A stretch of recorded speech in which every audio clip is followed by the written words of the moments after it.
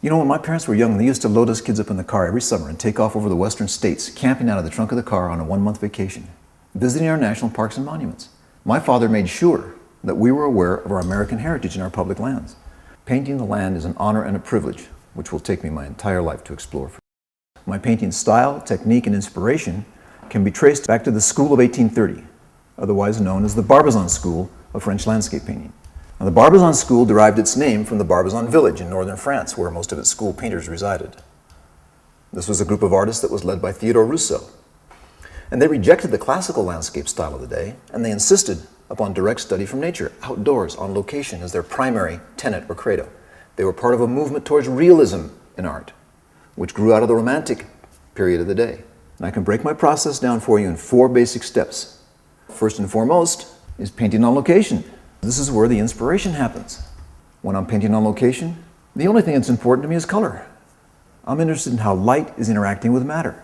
And you know, there's really nothing intellectual about this painting on location process. It's an emotional response to nature. I'm doing a dance with nature's color. And I take pictures from the beginning, middle, and end of the session to document the changing light and dark patterns and to capture the surrounding details. And I use those photos back in the studio here in step number 2. Drawing and composition in charcoal and pencil. Composition meaning where within the context of the picture plane things are placed specifically, and value, that is to say how light and how dark things are without regard to color. Because remember, on location I was concerned primarily with color. Well, in this phase of my process, I've divorced myself from color. I'm only interested in how light and how dark things are on a black and white and gray scale, and where they're placed specifically within the context of the picture plane. Takes me anywhere from 3 to 5 to as many as 10 drawings to get a drawing that I'm really excited about and ready to paint.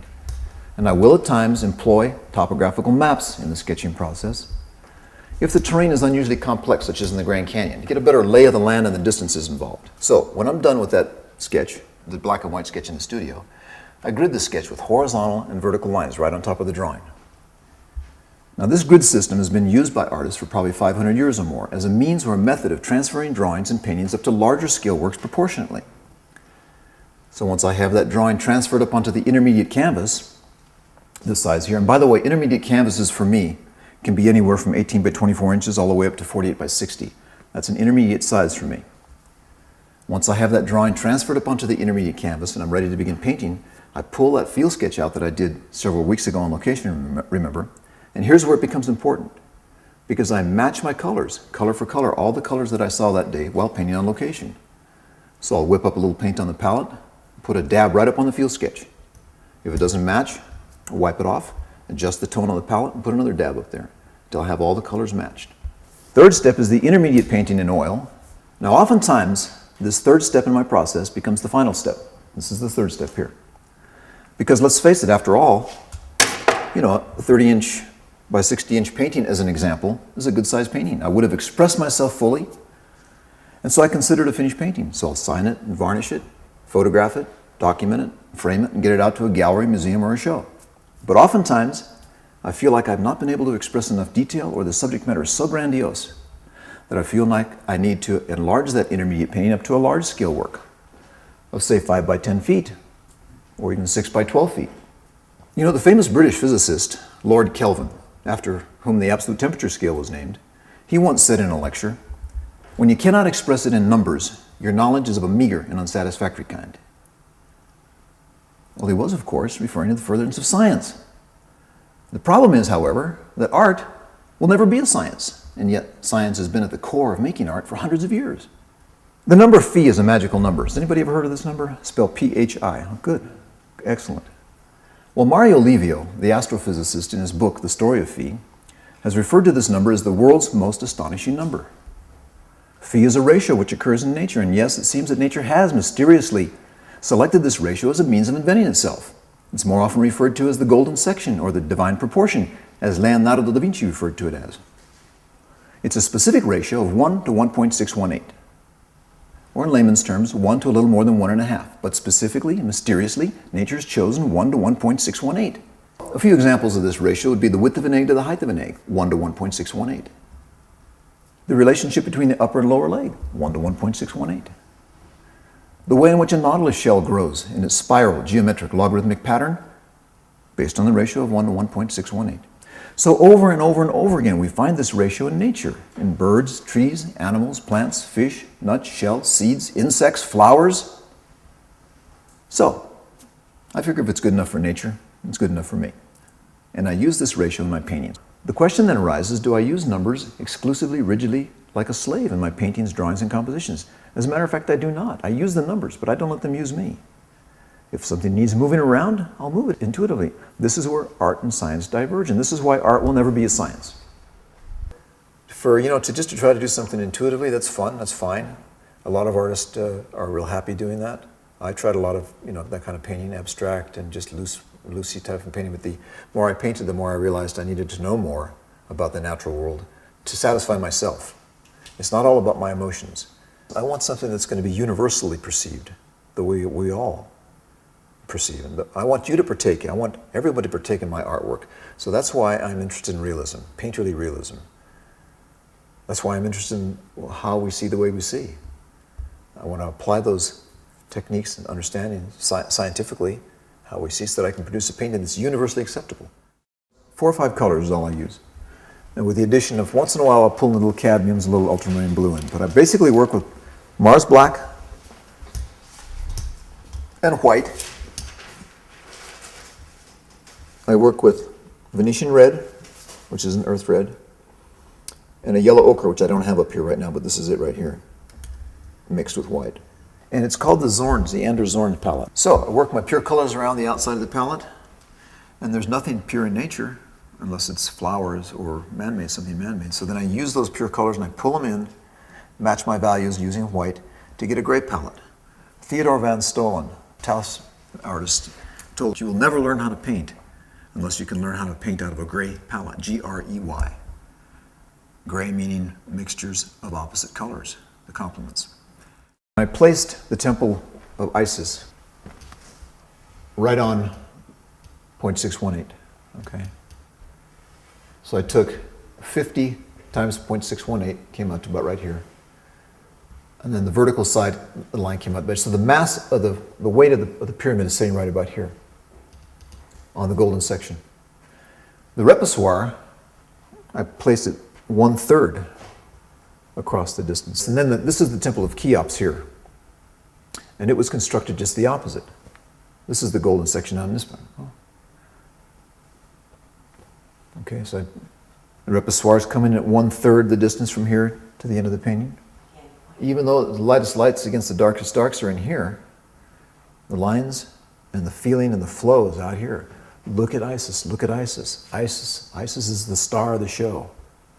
Even though she's quiet, she's just quietly sitting back in there in the shadows.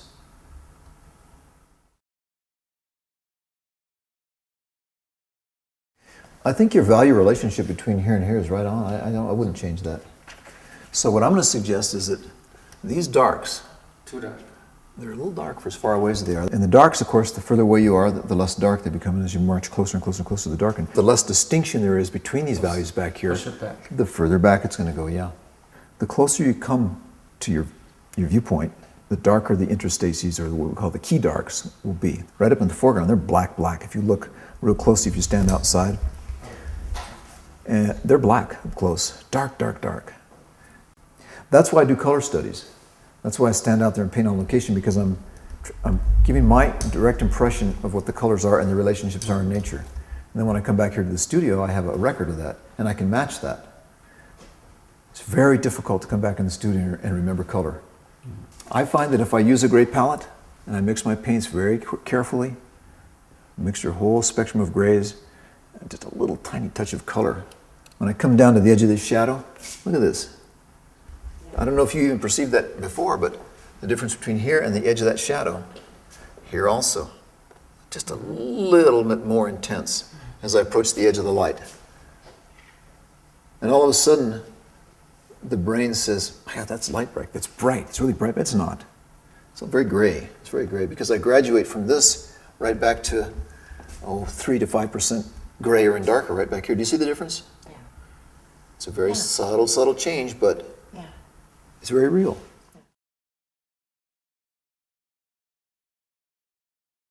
Well, the first thing that strikes me about it, of course, it's got a nice feeling.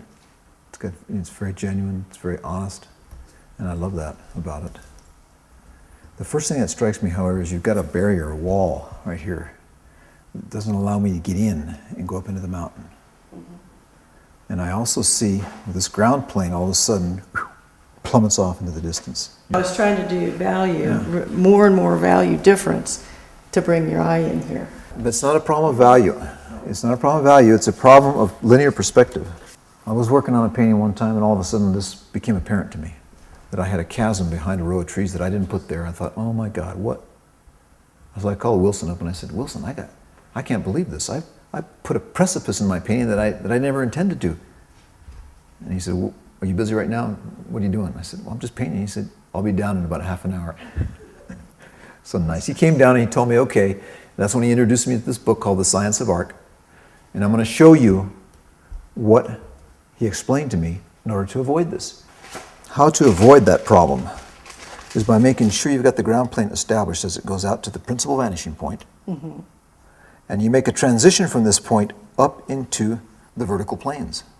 If your trees are up here, you're going to need some more stuff, smaller, to get you back here. You've got showing. Yes, you've got to show this. You can't just stop here. Yes, you can't just stop there and expect the eye to pick it up. You've got to actually make the transition. You've got to make the transition for the viewer from the ground plane up into the diagonal planes, up into the vertical planes. That's a mechanical thing that you've got to do with your perspective. If you can imagine your lines, the railroad tracks, all coming up and converging on this point right back here, the transition from here up to here has to be clear, which it isn't now. You just got a plane like this and a plane like this. So that's the key. You've got to transition these planes clearly. You've got to show the viewer the undulation of the terrain and get your viewer from one plane to the next plane clearly. That's the only way to do it, with linear perspective. Carefully map it out. Yeah, here we go. Okay. Here's the photo right here. Eye view is somewhere up in here. And you can see that if you look carefully at the photo, we go from this plane to this plane to this plane to this plane to this plane, all undulating up, right? Mm-hmm. So when I got into the drawing part of it, I established my principal vanishing point right back here in the foothills. Now you notice there's no precipice here. From these trees to this tree, these trees, they just continue right on back, right on up the hill. Do you see that? Mm-hmm. So listen, intuition, in my opinion, is the basis of art, really, the intuitive. And a lot of artists tell me art should be as exclusively intuitive. I don't agree with that. I think we have two sides of the brain. One's the rational side, the other is the intuitive side. I want to integrate the two. When I was a young kid, I brought a group of artists up to Wilson Hurley's studio and arranged for a morning of painting with Wilson. And I don't know if you've ever met Wilson before, but he talked about everything under the sun except for how to paint. He never got to that point. And one of the students was very frustrated, a young guy, and he was wanting to learn how to paint so badly. And he raised his hand. He said, Mr. Hurley, we've been up here 2 hours, and all you've talked about is science and math and everything else and weather and except how to paint. Why is that? Hurley didn't take very well to that. And he looked at him and he said, I'll tell you why, young man. Because nobody ever made a better anything by being dumb. By the way, I have one goal in my life here with all of us, and that's to make better paintings, for you and for me both. You make better paintings, I make better paintings. Art is very, very subjective. There's a lot of artists who would totally disagree with me, and I don't disagree with that. I've done many abstract paintings, painted abstractly for many years, very loosely, and it's a joy, and there's nothing wrong with it. But for me, the longer I started, the longer I kept in painting, the more I wanted to see the natural world in a more realistic fashion.